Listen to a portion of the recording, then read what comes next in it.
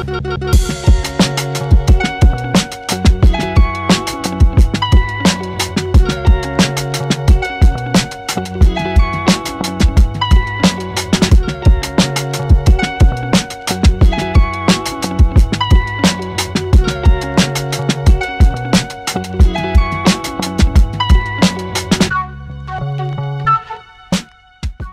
assalamualaikum warahmatullahi wabarakatuh. Kembali lagi bersama saya Aridal Sanjaya di channel YouTube Sanjaya Ridal. Buat saya Ridal, kali ini tim Sanjaya Ridal sedang berada di toko Berkah Rahmat di Ngawi. Toko ini sudah buka kurang lebih sekitar 1 bulan yang lalu dan alhamdulillah saya diberi kesempatan untuk berkunjung mampir ke toko Berkah Murah. Indah sekali. Buat teman-teman yang ada di sekitar Ngawi silahkan boleh mampir. Ini hasil proyek dari kami. Kalau kita bahas lokasinya, lokasi ini berada di pinggir jalan provinsi. Ya. Dan di toko ada 3 yang ada di situ, ada salah satu kompetitor kita di toko. Nah, sekarang kita masuk ke dalam.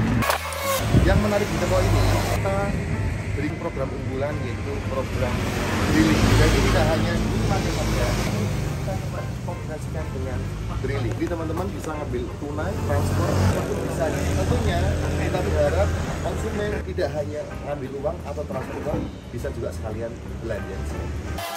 Dan yang tidak kalah penting buat teman-teman yang modalnya mini kemudian pengen buat minimarket, ini bisa menjadi salah satu referensi atau gambaran teman-teman jika teman-teman punya ukuran toko yang seluas ini. Saya kasih contoh yang sesederhana ini. Konsep toko ini tidak menggunakan kaca. Jadi apa efeknya jika kita tidak menggunakan kaca? Secara kelebihan kita bisa jual harga semurah mungkin karena kita tidak memikirkan biaya operasional yang tinggi. Kemudian kalau misalkan kita pakai kaca, maka kita juga wajib pakai AC. Sehingga efeknya gimana kalau misalkan kita pakai AC, pasti biaya operasionalnya tinggi. Maka untuk menutup biaya operasional itu berarti kita mainkan harga jualnya yang tidak bisa serendah ini. Tapi paling tidak kita juga bisa ngatur supaya bisa nutup untuk operasional kalau teman-teman mau pakai kaca dan AC. Kemudian resiko yang akan dialami ketika teman-teman buat minimarket tidak pakai kaca, di debu dan di mana-mana. Saya kasih contohnya, jadi sini. Ini salah satu yang tidak pakai kaca, pasti berdebu. Sehingga kalau teman-teman memutuskan untuk buka usaha tanpa kaca, wajib melakukan kebersihan rak setiap hari. Yang pakai kaca saja itu masih berdebu, apalagi yang tidak pakai kaca. Nah, ini bisa menjadi pertimbangan teman-teman. Kalau mau lebih hemat ya biayanya untuk minimarket, maka tanpa kaca pun nggak jadi masalah. Tapi yang perlu digarisbawahi adalah teman-teman harus wajib rajin membersihkan barang dan rak display di toko teman-teman. Selanjutnya kalau kita bicara konsep dari drilling, teman-teman bisa lihat meja drilling kita sandingkan dengan meja kasir supaya transaksinya lebih mudah, lebih gampang. Ya, dan teman-teman kalau misalkan mau pakai drilling, mau dikuatkan sistemnya, keamanannya. Karena transaksi drilling itu adalah transaksi yang semuanya berhubungan dengan uang, baik pengambilan, transfer, tarik tunai dan sebagainya. Maka kita kuatkan dengan keamanannya. Ya. Nah, kalau sekarang bicara luas toko ini kurang lebih berukuran 7 x 7 meter tanpa kaca. Untuk jumlah raknya kurang lebih sekitar 35 set, dan untuk barang dagangannya kurang lebih sekitar 2000 item.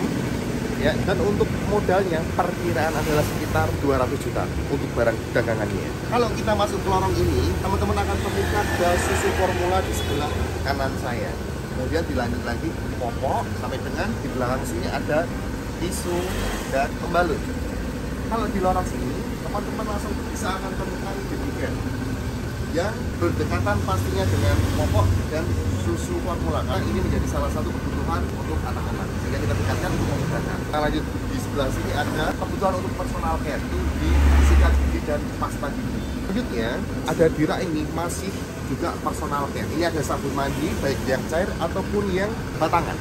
Dan di lorong sini pun masih kita lanjut dengan personal care. Ada sampo, facial foam, hand body, parfum, terus dan lain sebagainya. Ya, dan teman-teman di lorong ini kita lanjut lagi dengan ATK ya sebagai item pelengkap, mainan sebagai item pelengkap. Terus kemudian di sini ada lagi masih dengan personal care. Dan lanjut ke sini teman-teman, kita ada masih dengan personal care dan sampo saset. Kita lanjut lorong sini. Di lorong ini kita fokuskan untuk kebutuhan sembako. Ada dapur, ada garam, ada gula, ada racik, ada gandum, ada minyak goreng, ada kacang tanah, gula, dan lain sebagainya. Di sini pun juga sama, ada mie instan, ya, kecap, saus, dan lain sebagainya. Dan kita maju lagi ke lorong ini juga masih sama untuk kebutuhan dapur. Nah, di belakang ini teman-teman, kita ada kurang lebih sekitar 5 rak. Kita fokuskan untuk home care, wangi pakaian, deterjen, dan lain sebagainya. Jadi biasa di lorong ini pastinya akan berhubungan dengan snack, makanan ringan, biskuit, dan minuman. Ada 3 lorong, ada 3 rak yang kita pakai untuk makanan ringan dan snack atau biskuit. Kemudian di sini ada minuman yang kita dekatkan dengan lemari pendingin. Kemudian kalau kita lari sebelah sini, ini kita display untuk kopi, teh, gula, dan sedikit plastik. Paling tidak, apa yang saya jelaskan ini jadi gambaran teman-teman. Ketika teman-teman punya ukuran 7x7, gambarannya seperti ini. Dan tidak mesti harus samplek ketiplek apa yang sudah saya sampaikan. Tentunya semuanya itu balik ke kondisinya masing-masing. Paling tidak apa yang saya sampaikan ini bisa menjadi gambaran atau tolak ukur teman-teman ketika mau mengaguskan atau membuat manogram. Kemudian teman-teman yang sering saya sampaikan adalah bisnis minimarket ini adalah bisnis yang dinamikanya cukup tinggi, ya, bisnis yang dimana kita harus banyak memahami materi, baik manajemen keuangan, manajemen SDM, manajemen barang, manajemen display, penjualan, marketing, dan lain sebagainya. Dituntut untuk banyak mempelajari materi. Sehingga saran saya teman-teman, ketika teman-teman membuka minimarket, pastikan dulu sudah siapkah mental kita untuk memahami semuanya. Karena kita buka minimarket tidak hanya fokus kepada jualan saja, kita harus juga fokus ke administrasi yang lain, ke manajemen yang lain.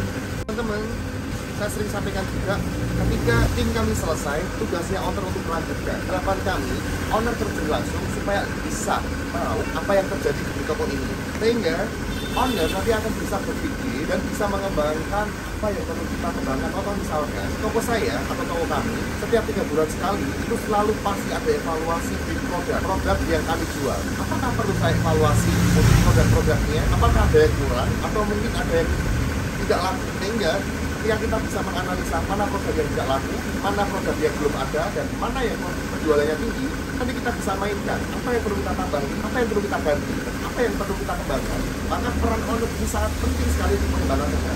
Tidak bisa kita hanya mengandalkan seorang karyawan. Karyawan pun atau orang lain pun butuh bimbingan dari kita.